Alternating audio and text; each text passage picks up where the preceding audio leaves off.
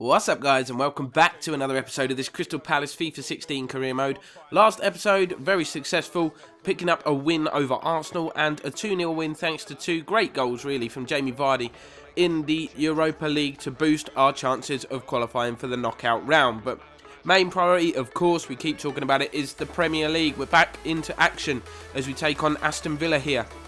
At Villa Park. We've put out a decent side. Jamie Vardy missing, which you might wonder why after his performance last time, purely because of fitness. He's absolutely shattered, as are a lot of the guys. We're having to rotate the squad quite a lot this season due to fixture congestion, obviously with the extra games we're having, being in Europe, etc, etc. But despite that, we've got Niang up front, so hopefully he can fill the void and put in a decent performance. He was impressive last time out when he come off the bench at White Hart Lane, so hopefully he can do the business up front for us today. The ball's played into him here. It's a quick turn, a decent shot, and he forces Brad Guzan to make the save and turn the ball behind. And we keep coming forward here as we approach half-time, looking to take the lead. This time it's Mahrez, gets past his man, tries to get the shot away. It's blocked by the defender and goes into the arms of Guzan again. Not the most entertaining of first halves. We go in with the score still at 0-0, but Villa offering very little in terms of attack. We have had things very much our own way. It's just a case of finding the breakthrough goal. But second half, 5 minutes in, we come forward yet again. You can see Dembele plays the ball into Niang. Good turn on the defender, and he smashes the ball into the top corner to give us the lead. 5 minutes into the second half.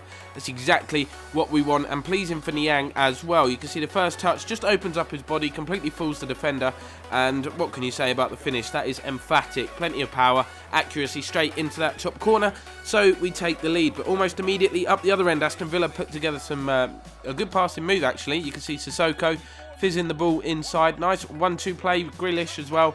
The shot, however, high and wide and not pretty at all, and we get away with one there. But up the other end, we're coming forward ourselves yet again. It's Cabaye, plays it through to that man Niang, wrong side of the defence again, and the same result. He smashes the ball into the back of the net. His second, our second. We have a 2-goal lead, just over 20 minutes remaining.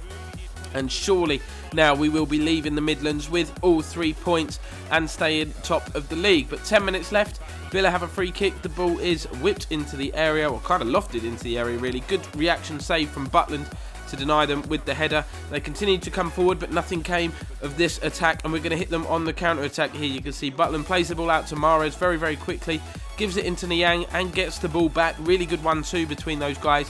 Mahrez obviously predominantly left-footed, so he looks to cut inside, has the shot, and it's another good save from Guzan to keep him out. But we're going to continue to come forward. We're not happy with the scoreline as it is. Brilliant piece of skill from Mendes. The shot saved, and Niang is going to pick up the rebound to pick up his hat-trick. 3 goals for Niang, 3 for Palace.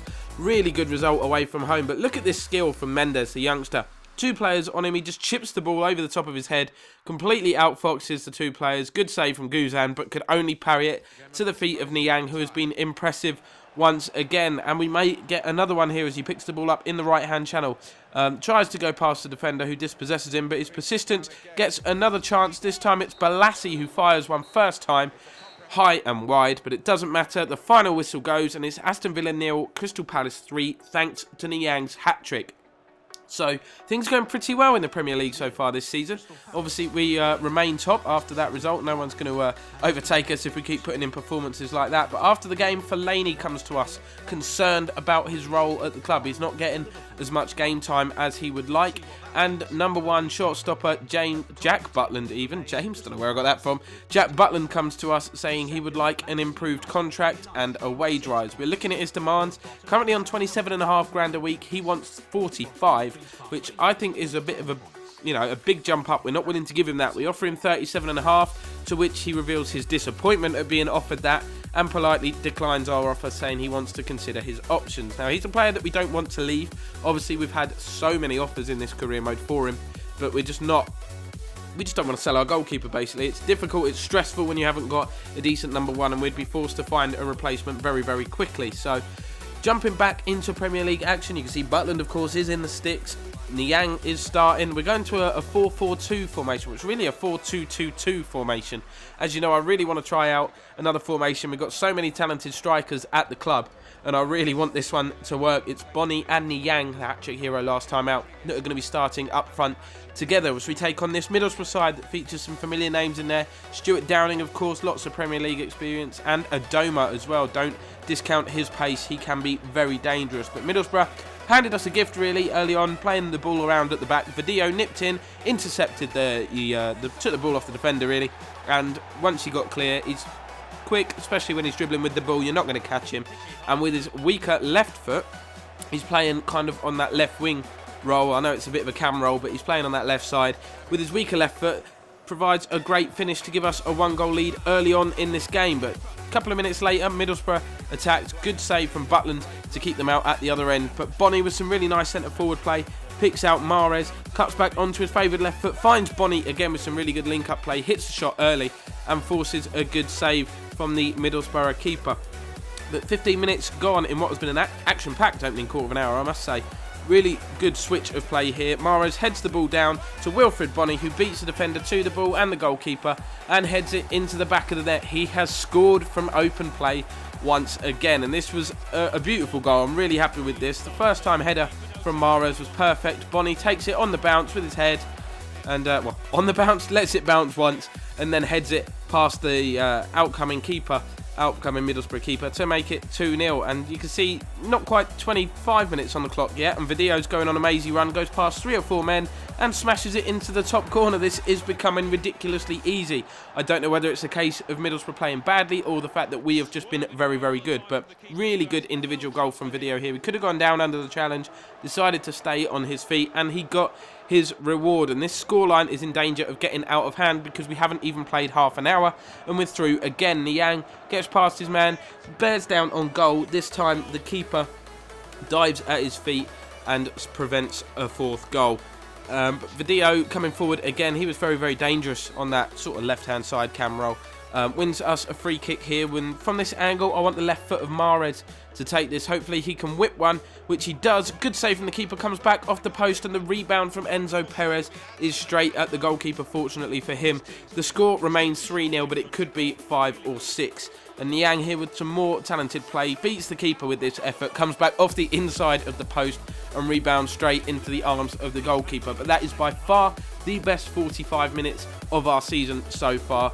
Going in at half-time with a 3-goal lead, could probably be 7 or 8 by the time the half-time whistle came. But second half, familiar pattern. Enzo Perez plays it through to Wilfred Bonnie, who smashes us 4-0 in front. Or does he? No, because the linesman has his flag up. And as we look at the slow motion replay, it was actually the right call. As Perez plays the ball through to Bonnie, he set off on his run just a little bit too soon. Got on the wrong side of the defender, only by a yard or so. But Middlesbrough get away with one, but we continue to come forward. Certainly don't want to go defensive. We're having everything our own way. Chance for Coquelin this time. Another good save from the goalkeeper, but a poor finish, you have to say. No real power. Hit it straight along the floor. Keeper didn't really have to move. But Video again causing problems. He was probably the main man so far this game. Cutting inside, almost making it 4. Another decent save. Weirdly, the keeper is having an absolutely fantastic game and his side is still 3-0 down. It's not very often you can say that. But double change, Balassi and Vardy coming on to see if they can have an impact on this game. When we're having everything our own way, can they get on the score sheet? Can we keep creating chances? Vardy, of course, scored those 2 beautiful goals in the Europa League. We want to see more of the same. But Coquelin dispossessing the Middlesbrough player here on a rare attack for them. But Clayton wins the ball back after a personal individual error. And they actually get themselves a goal back. Completely undeserved. It was the first time, really, that they had ventured forward. But we handed it to them. Not quite sure what Coquelin was doing. Think he was trying to pick out a teammate. The ball was squared inside by Clayton, and Butland stood very little chance of keeping that out. But at the other end, Middlesbrough still careless at the back. Balassi picks out Wilfred Bonnie. Good run into the area, and another top save from the goalkeeper, but it didn't matter. The score somehow only ended 3-1, but such a pleasing performance. We really are starting to play like a team that looks like they want to win the Premier League. We've still only got that 1-point lead over second place Manchester United. Spurs are in third place, 4 points behind us now. We're opening up a little bit of a gap. And Middlesbrough, the team that we completely dominated, are up there in 5th. We are 9 points clear of the Champions League places now. And 13 games in, same old story. When will Watford pick up a win? It's getting ridiculous now. Southampton and Newcastle still in those. Newcastle still in the bottom three. I think they've been there pretty much all season. But it is looking very, very bleak for Watford now, as we are kind of approaching. We're only 4 or 5 games away from the halfway point of this season. But we're still top, exactly where we want to be, and playing superb football as well. So make sure you drop a like on the video, guys, and subscribe if you're new to the channel to not miss out on future episodes. And we will see you again next time.